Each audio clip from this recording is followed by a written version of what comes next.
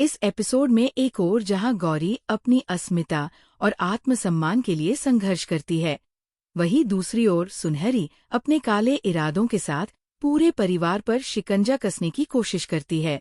Video शुरू करने से पहले कृपया हमारे चैनल को लाइक और सब्सक्राइब करें और लेटेस्ट अपडेट्स कभी मिस न करें। इसके लिए बेल आइकन दबाना न भूलें। अब चलिए वीडियो शुरू करते हैं।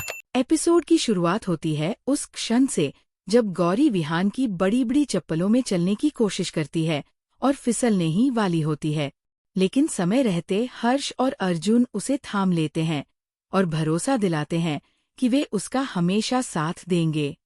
संध्या उसे वहां से ले जाती है, जबकि वह चिंतित है कि रश्मि कहाँ है। उधर विहान रश्मि से वादा करता है कि चाहे कुछ भी हो, उनका परिवार एकजुट रहेगा।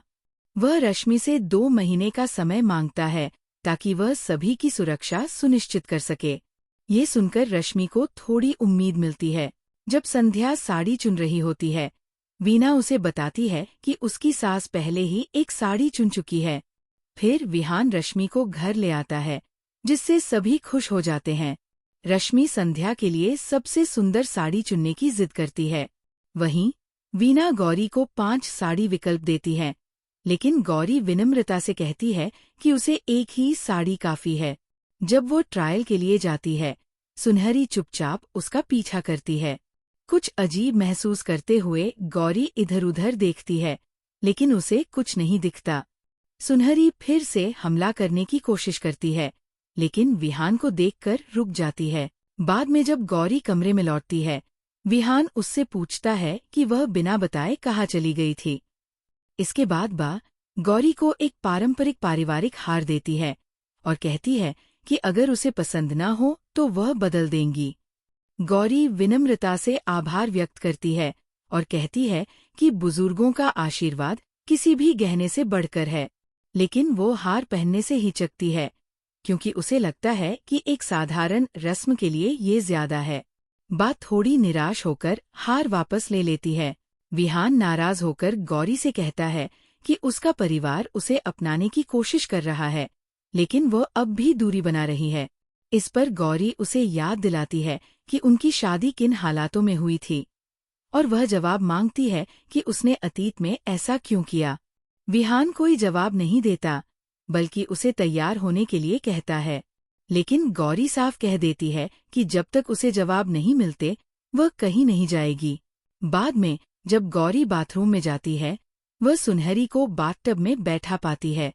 सुनहरी पूछती है कि गौरी क्यों अब भी इस घर में रह रही है। गौरी उसे परिवार के सामने बेनकाब करने की धमकी देती है, तो सुनहरी दयान का रूप धारण कर उसे डराने की कोशिश करती है।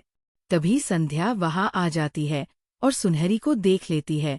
घबराई संध्या विहान को बताने दौड़ती है, लेकिन सुनहरी उसे रोकने की कोशिश करती है। संध्या पहले तो प्रतिरोध करती है, लेकिन सुनहरी के प्रभाव में आकर जब वो विहान के पास पहुंचती है तो बात बदल देती है। उधर बेबस गौरी चारू को कॉल करने की कोशिश करती है, लेकिन रेखा कॉल काट देती है। हार न मानते हुए गौरी एक भावुक वॉइस मैसेज भेजती है, जिसमें वो माफी मांगती है और कहती है कि चारू के बिना वो अधूरी है और उसकी बहुत याद आ रही है।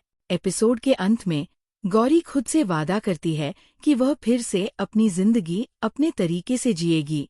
अब कोई उसे नहीं रोक सकता। वह दोबारा कैब चलाने का फैसला करती है और अपने आत्मसम्मान की लड़ाई खुद लड़ने को तैयार हो जाती है।